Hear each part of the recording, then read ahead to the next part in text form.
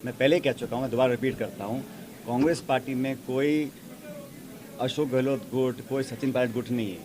ये सब खरगे गुट, राहुल गुट, सोनिया गांधी गुट है, हम सब लोग।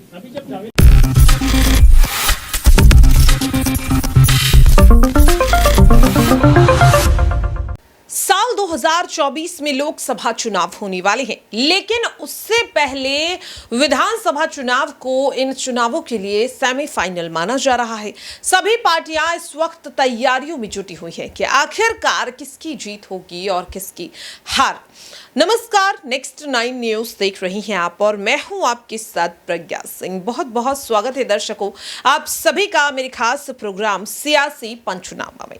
आज के इस खास प्रोग्राम में हम बात करने वाले हैं राजस्थान की सियासत की कि आखिरकार इस वक्त राजस्थान में क्या कुछ चल रहा है।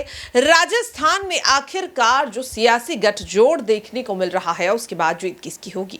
वहीं दूसरी ओर जो एक परंपरा 1998 से राजस्थान की सियासत में चली आ रही है कि एक बार बीजेपी तो एक बार कांग्रेस की सरकार ही राजस्थान की सत्ता पर राज करती हुई नजर आई, लेकिन कांग्रेस इस बार दावा करती हुई नजर आ रही है कि इस बार जीत जो है वो कांग्रेस की होगी और जिसके बाद ये परंपरा टूट जाएगी। क्या कुछ कहते हुए इस बात को लेकर के, इस दावे को लेकर करते हुए नजर आ रही है राजस्थान के पूर्व डिप्टी सीएम सचिन पायलट। आप भी जरा सुनिए। अगर रिपीट होती है तो इस बार ये है कि पहला मुद्दा ये है कि हम इकट्ठे को चुनाव लड़ें, ठीक है, वो सब इस बात पे कमिटेड हैं। हम चुनाव चारों स्टेट्स में जीतें, ये हमारी प्रायोरिटी है। चुनाव जीतने के बाद इस बात को केसी वेणुगोपाल जी, हमारे संगठन महासचिव जी बोल चुके हैं, चुनाव हम जीतें उसके बाद हमेशा ये होता है कि विधायक दल जो होता है या पार्टी आलाकमान होता है वो तय करते हैं कि कौन किस पद पोस्ट पर रहेगा। वो निर्णय हमेशा चुनाव के बाद होते हैं और ये परिपाटी आज की चुनाव की नहीं है, पूरे देश में है और पहले से होती है। आप विधानसभा चुनाव लड़ेंगे? इसलिए जरूर है क्या आप विधानसभा चुनाव लड़ेंगे? भाई मैं विधायक हूँ टोंक से और मेरा मन यही है कि वहाँ से चुनाव लड़के जो हमने जीत हासिल की थी पार्टी के लिए उसको दोबारा रिपीट करा जाए। सीएम फेस को लेकर आप पहले भी बयान दे चुके हैं कि बदलना चाहिए, तो मैंने ये ऐसा है, कांग्रेस पार्टी ने हमेशा से ही इस लाइन को अडॉप्ट किया है कि हम चुनाव जनता के बीच जाते हैं, मुद्दों को लेकर, पार्टी के इश्यूज को लेकर। चुनाव जीतने के बाद जब विधायक जीत कर आते हैं, जब हमारा बहुमत आता है, उसके बाद विधायक और पार्टी निर्णय करती है कौन उस विधायक दल का नेता बनेगा, उसके बाद सारी कार्रवाई होती है। पायलट सर, अभी भी पायलट का ऐसे ही कई दावेदार हैं। भाई मैं तो पहले से कह चुका हूँ, सुनो मेरी बात, मैं समझ गया आपके सवाल को। मैं पहले कह चुका हूँ, मैं दोबारा रिपीट करता हूँ, कांग्रेस पार्टी में कोई अशोक गहलोत गुट, कोई सचिन पायलट गुट नहीं है। ये सब खरगे गुट, राहुल गुट, सोनिया गांधी गुट है, हम सब लोग। अभी जब दावेदारों की जब सूची तय हो रही है सर, इसमें कई प्रत्याशी ऐसे होंगे जो आपके भी खास होंगे और कई प्रत्याशी ऐसे होंगे जो मुख्यमंत्री या कांग्रेस के आलाकमान के खास होंगे। ऐसे में असमंजस की स्थिति होगी दोनों ही जगह पर। अच्छा, मैं स्पष्ट कर देता हूँ कि जो भी उम्मीदवार हैं, जो भी कहीं के भी हैं, वो सब मेरे ही गुट के हैं, मानता हूँ। इसमें कोई किसी का अलग गुट किसी का नहीं है, सब कांग्रेस पार्टी के हाथ के निशान के साथ हैं।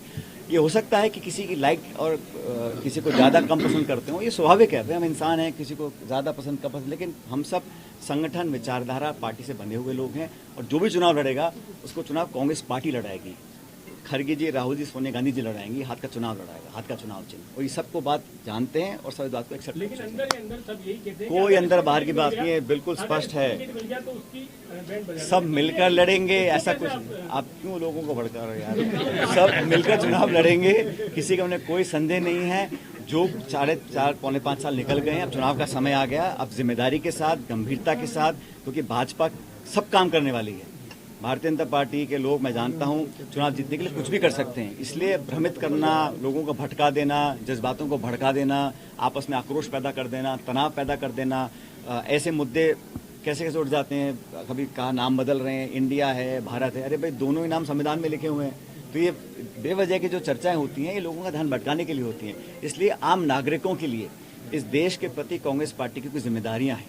इस देश में आज संवैधानिक संस्थाओं को गंभीर चुनौती मिल रही है, उनको बचाए रखने के लिए, जमहूरियत को मजबूत करने के लिए ये कांग्रेस सबसे बड़ा विपक्षी दल है। तो इंडिया अलायंस में हम लोग उसको लीड करते हैं, लेकिन हम सबको साथ लेकर चलें, बहुत बड़ी बात है। कितने अरसे के बाद इतने दल इकट्ठे आए हैं, अपने अपने इंटरेस्ट को पीछे रखकर देश को बचाने के लिए एक इंडिया अलायंस हमने फॉर्म किया है। तो जब बाकी लोग कर रहे हैं तो कांग्रेस जन का तो और ज़्यादा दायित्व बन जाता है कि एकजुटता दिखाएं और आपस में मिलकर साथ चलें। हम सब चुनाव लड़कर भाजपा को हराएंगे, तभी तो मैं समझता हूँ कि हमारा जो इंडिया अलायंस है, हमारी कांग्रेस पार्टी का जो उद्देश्य है उसको हम पूरा कर पाएंगे। सर, कांग्रेस लीड अलायंस वो कह रहे हैं कि सनातन धर्म को भी समाप्त करना है। ये ऐसा है, मैं किसी ने क्या का कमेंट करना नहीं चाहता हूँ, लेकिन हम में से किसी भी व्यक्ति को ऐसी कोई बात नहीं बोलनी चाहिए जो किसी और दूसरे व्यक्ति के जज्बात या सेंटिमेंट्स को हर्ट करे। हमारी कुछ भी सोच हो वो हम तक रखें, लेकिन किसी को भी अधिकार नहीं है कि किसी और के फीलिंग्स या सेंटिमेंट्स को हम लोग हर्ट करें। ये हमारे यहाँ एक फ्रीडम ऑफ स्पीच है, अपनी आप बात को व्यक्त कर सकते हैं, लेकिन एक ध्यान रखना चाहिए कि किसी और के जज्बातों को हम ठेस ना पहुंचाएं। अजमेर आने का आज कोई विशेष मैं बहुत दिनों से पत्रकार वार्ता नहीं करी थी, मैंने कहा आपके समर्थक हैं, उनको कोई मैसेज आपकी तरफ से देना चाहेंगे? क्योंकि मेरा कोई सब कांग्रेस पार्टी के समर्थक हैं और मैं कांग्रेस पार्टी का कार्यकर्ता हूं। हम सब मिलकर एक परिवार के रूप में बैठे हैं, काम करेंगे। और मैं दावे से दोबारा कह रहा हूं आपको, ताकि आप लोग कंफ्यूज ना हो, कि राजस्थान के अंदर कांग्रेस की सरकार दोबारा बनानी है, सबको साथ लेकर चलना है, तेरा मेरा करने का कोई समय नहीं है।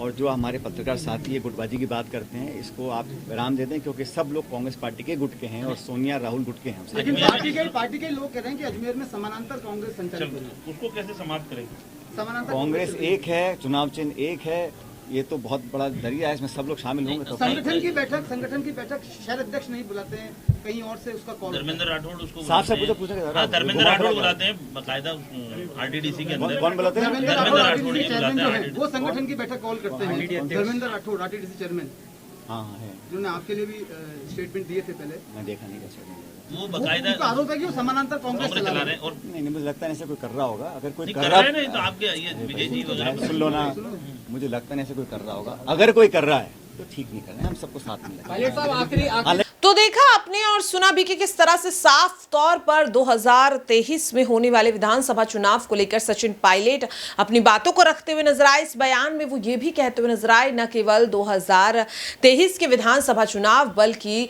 लोकसभा चुनाव में भी कांग्रेस पार्टी की जीत होगी। जो यहाँ पर जिम्मेदारी एक कांग्रेस पार्टी की बनती है, उस जिम्मेदारी को साफ तौर पर कांग्रेस पार्टी निभाती हुई नजर आएगी। लेकिन आपको बता दें कि अब ये जो चुनौती है, इसे बढ़ाने का काम करने वाले हैं साफ तौर पर प्रधानमंत्री नरेंद्र मोदी। आज प्रधानमंत्री का जन्मदिन है और सुबह से ही उन्हें बधाइयां भी दी जा रही हैं। लेकिन आपको बता दें कि जन्मदिन के बाद अब प्रधानमंत्री नरेंद्र मोदी राजस्थान पर फोकस करने वाले हैं। जी हां, बता दें कि आगामी 25 सितंबर को प्रधानमंत्री का दौरा है राजस्थान का, और उससे महज 2 दिन पहले राहुल गांधी का भी दौरा है। यानी कि एक बार फिर से दोनों नेता राजस्थान में एक दूसरे से भिड़ते हुए नजर आएंगे। दावे लगातार किए जा रहे हैं, लेकिन अब देखना यही होगा कि आखिरकार यहां पर जीत किसकी होती हुई नजर आएगी। बता दें कि अब बीजेपी और कांग्रेस के साथ साथ राजस्थान की सियासत में आम आदमी पार्टी और महाराष्ट्र के मुख्यमंत्री एकनाथ शिंदे की शिवसेना भी एंट्री लेती हुई नजर आ रही है। यानी कि जो टक्कर है वो कांटे की होती हुई नजर आएगी। क्या लगता है आपको कि आखिरकार राजस्थान में अब किसकी सरकार बनने वाली है, किसकी जीत होगी? क्या लंबे समय से चली आ रही परंपरा टूट जाएगी? अपनी राय कमेंट बॉक्स में जरूर शेयर करें। फिलहाल के लिए मेरे खास प्रोग्राम सियासी पंचनामा में इतना ही। कल फिर होगी आप सभी से किसी अन्य मुद्दे पर मुलाकात।